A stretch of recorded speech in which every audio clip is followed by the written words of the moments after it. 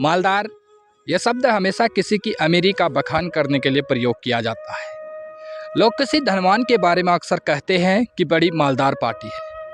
तो सोचिए, जिसके सरनेम में ही मालदार जोड़ दिया गया हो उसके पास कितना धन रहा होगा।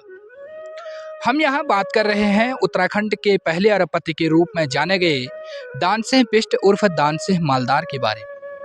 मालदार एक ऐसी शख्सियत थे जिन्होंने गरीबी से उठकर अपने उद्योग का विशाल साम्राज्य खड़ा किया था। उन्होंने एक दो नहीं बल्कि व्यापार के कई क्षेत्रों में अपनी ऐसी छाप छोड़ी कि अंग्रेजी हुकूमत भी उनकी कदरदान हो गई। लेकिन अफसोस कि उनके खड़े किए गए साम्राज्य को ऐसी सरकारी दीमक लगी कि उनके जाते ही उनका नाम भी इतिहास के पन्नों में कहीं दब सा गया। तो चलिए, आज हम उत्तराखंड के पहले अरबपति और भारत के टिम्बर किंग कहे जाने वाले एक दानवीर के नाम पर जमी धूल को हटाते हुए आपको उनके बारे में बताते हैं। हेलो दोस्तों, कैसे हो आप? उम्मीद करता हूँ आप अच्छे होंगे, स्वस्थ होंगे। तो दोस्तों, ये कहानी शुरू होती है उत्तराखंड के जिला पिथौरागढ़ के आसपास से। यहाँ से पूर्व में 36 किलोमीटर दूर एक काली नदी बहती है। यह काली नदी एक तरह से भारत और नेपाल का बॉर्डर रही है। इसके एक किनारे पर भारत का कस्बा झूलाघाट बसा हुआ है, तो दूसरे किनारे पर नेपाल का कस्बा झूलाघाट। इसी झूलाघाट में देश की आज़ादी से पहले देवसिंह बिष्ट नामक एक शख्स अपनी छोटी सी दुकान में घी बेचा करते थे। मूलतः देवसिंह का परिवार नेपाल का वैतडी जिले से था, लेकिन बाद में वे पिथौरागढ़ जिले के कुइतड़ गांव में आकर रहने लगे। इसके बाद से देवसिंह का परिवार यहीं पला और बढ़ा। तभी 1906 में देवसिंह के घर एक असाधारण बच्चे ने जन्म लिया। हालांकि जन्म के समय बच्चा तो साधारण ही था, लेकिन नियति ने उसकी किस्मत ऐसे लिखी थी कि बच्चा आगे चलकर असाधारण हो गया। देवसिंह ने प्यार से अपने बेटे का नाम दानसिंह बिष्ट रखा।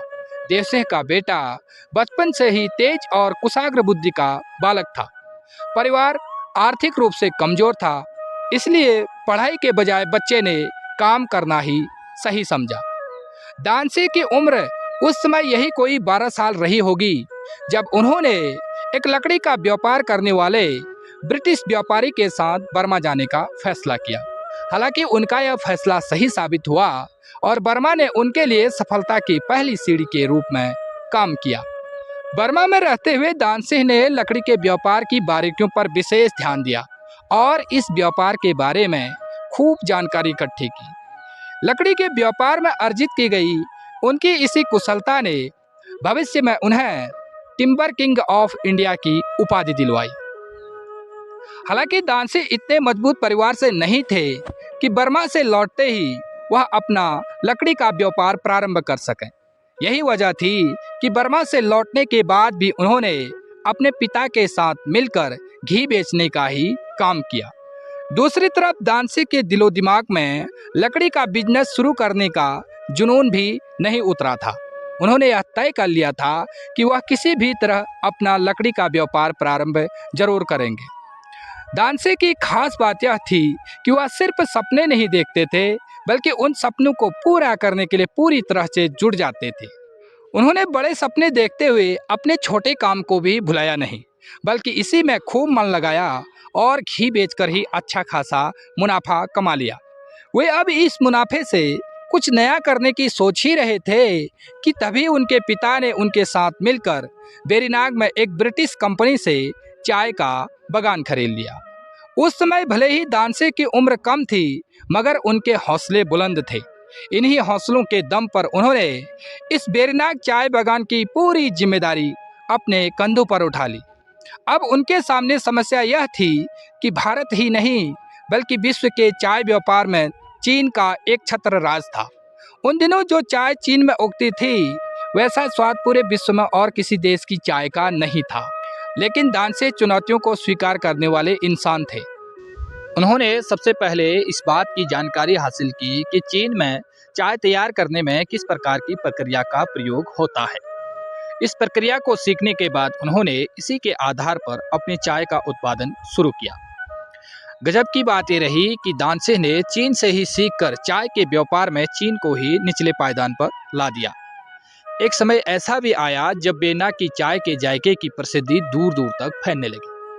अब बेना की चाय सिर्फ भारत में ही नहीं बल्कि ब्रिटेन और चीन में भी अपने स्वाद का डंका बजा रही थी। इस गरीबी के दौर से गुजर रहे उन दिनों इस देश में जमींदारों और अंग्रेजों का राज था। ऐसे में गरीब आदमी फौज में भर्ती होकर या अंग्रेजों की चाकरी करके ही अपना पेट भर सकता था। इस गुलामी के दौर में भी इस शख्स ने अपनी मेहनत और लगन के दम पर लकड़ी समेत अन्य व्यापारों के जरिए दुनिया भर में अपना नाम कमाया।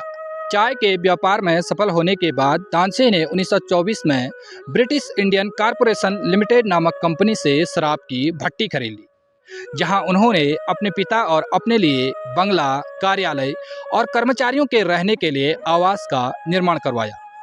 बाद में इस इलाके को बिस्ट स्टेट के नाम से जाना गया। किंग ऑफ टिम्बर के नाम से मशहूर तानसेन ने अविभाजित भारत में जम्मू कश्मीर, लाहौर, पठानकोट, वजीराबाद तक में लकड़ी की विशाल मंडियां स्थापित करने के बाद बिहार और नेपाल तक में लकड़ी का कारोबार फैलाया। अपने व्यापार के जरिए तानसेन ने उत्तराखंड के साथ साथ देश के अनेक राज्यों के हजारों लोगों को रोजगार भी दिया। अपने इसी दूरदर्शी सोच, मेहनत और अलग नजरिए के दम पर तानसेन बिस्ट सफलता की सीढ़ियां चढ़ते जा रहे थे। देखते ही देखते घी बेचने वाला बेटा तानसेन बिस्ट अब तानसेन मालदार बन चुके थे। उन्होंने धीरे धीरे पिथौरागढ़ के अलावा हल्द्वानी, टनकपुर, नैनीताल, असम, मेघालय तथा नेपाल के वर्दिया और काठमांडू तक में अपनी प्रॉपर्टी खरीद ली। उनके बुद्धि कौशल और व्यापार के बारे में उनकी सोच ने अंग्रेजों तक को उनका कैल बना लिया था। ऐसे में उनकी दोस्ती जाने माने ब्रिटिश लोगों से हो गई थी। उनके दोस्तों में एक बड़ा नाम जिम कॉर्बेट का भी आता है, जो ब्रिटिश काल का महान शिकारी, साहित्यकार और बागों के संरक्षक के रूप में जाना जाता था। ऐसे में जब भी जिम कॉर्बेट का आना नैनीताल के भाबर क्षेत्र में होता था तो उनका रहना तानसेन के यहाँ ही होता था। इसी मेहमान नवाजी ने तानसेन और जिम कॉर्बेट के बीच की दोस्ती को और घनिष्ठ बना दिया था। तानसेन उस समय तब काफी चर्चा में आए थे जब उन्होंने मुरादाबाद के राजा गजेंद्र सिंह की जब्त हुई संपत्ति को 2.5 लाख रुपए में खरीद लिया था। राजा गजेंद्र सिंह के ऊपर अंग्रेजी सरकार का इतना कर्ज हो चुका था कि उनकी संपत्ति को जब्त करके नीलाम कर दी गई। ऐसे में तानसेन यह नहीं चाहते थे कि यह संपत्ति किसी अंग्रेज के कब्जे में जाए, इसलिए उन्होंने इस संपत्ति को स्वयं खरीद लिया था। अपनी इस अमीरी को उन्होंने केवल खुद के ऊपर ही खर्च नहीं किया, बल्कि इसकी मदद से उन्होंने अपने नाम के आगे दानवीर भी जोड़ लिया।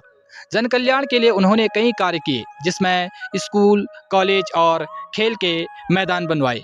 देश आज़ाद तो हो चुका था, लेकिन देश का भविष्य तैयार करने वाले नौनिहालों का भविष्य अभी भी अधर में लटका हुआ था। ऐसे में तानसेन ही थे जो आगे आए और इस समस्या पर ध्यान दिया।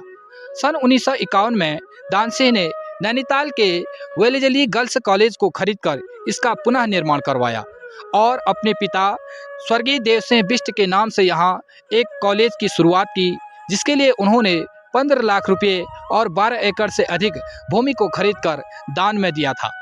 इसके अलावा तानसेन ने पिथौरागढ़ में सरस्वती देवसेन उच्चतर माध्यमिक विद्यालय का निर्माण करवाया। इस विद्यालय के पास में ही तानसेन ने कुछ जमीन खरीदकर एक खेल का मैदान का निर्माण भी करवाया। इस खेल के मैदान ने अनेक ऐसी प्रतिभाओं को जन्म दिया जिन्होंने अंतर्राष्ट्रीय स्तर पर ख्याति प्राप्त की। तानसेन ने अपने मां के नाम पर छात्रों के लिए छात्रवृत्ति ट्रस्ट की शुरुआत की, जिसे श्रीमती सरस्वती बिस्ट छात्रवृत्ति बंदोबस्ती ट्रस्ट के नाम से जाना गया, जो आज भी अपने लक्ष्य पर कार्य कर रही है। बता दें कि तानसेन के ऊपर जगमणि पिक्चर्स के द्वारा एक हिंदी फिल्म बनाई गई थी, जिसने हिमालयी राज्यों में धूम मचाने के साथ साथ पूरे भारत में अच्छा खासा कारोबार किया था। खास बात ये रही कि तानसेन के ऊपर बनाई गई इस फिल्म के लिए तानसेन से ही 70,000 रुपये कर्ज में लिए गए थे। DS Bisht and sons company ने सन 1956 में किच्छा में बिस्ट इंडस्ट्रियल कॉरपोरेशन लिमिटेड नाम से शुगर फैक्ट्री शुरू करने के लिए लाइसेंस लिया था। यह शुगर फैक्ट्री उनके व्यापार में तो उन्हें गति देती ही साथ यह बड़ी मात्रा में मिल किसानों के लिए भी सही कारगर सिद्ध होने वाली थी। आज़ाद भारत में भारत सरकार से तानसेन को यह उम्मीद थी कि किच्छा शुगर फैक्ट्री के लिए मुर्शिदाबाद से लाई जा रही इस मशीनरी के लिए भारत सरकार उन्हें छूट देगी। लेकिन उनके सपनों में पानी तब फिर गया जब कोलकाता के बंदरगाह पर जहाज में लदी इस मशीनरी को नीचे उतारने की अनुमति नहीं दी गई। मशीनरी इतनी महंगी थी कि इसे दोबारा खरीदने के लिए दानसिंह को कर्ज उठाना पड़ा। इसके बावजूद भी दानसिंह किच्छा शुगर फैक्ट्री को एक दिन भी नहीं चला पाए। स्थिति यह हो गई थी कि आखिरकार इसके शेयर बेचने पड़े थे। इस तरह DS Bisht and sons company धीरे धीरे मंदी के आगोश में समाती चली गई। यही वजह उनके तनाव और फिर उनके बीमारी का कारण बनी। 10 सितंबर सन 1964 को दानसिंह ने इस दुनिया को अलविदा कह दिया। ऐसे एक घी बेचने वाले बेटे के द्वारा खड़ा किया गया साम्राज्य पुनः मिट्टी मिट्टी हो गया। भले ही उनका साम्राज्य खत्म हो गया हो, लेकिन जन कल्याण के लिए उन्होंने जो कार्य किया था उसके लिए उन्हें हमेशा याद किया जाता रहेगा। इस तरह एक महान दानवीर की कहानी यहीं समाप्त होती है। इस कहानी से आपको थोड़ी भी प्रेरणा मिली हो तो इसे लाइक कीजिए, शेयर कीजिए। चैनल में नए हो तो चैनल को सब्सक्राइब कीजिए। जय हिंद, जय भारत, जय उत्तराखंड।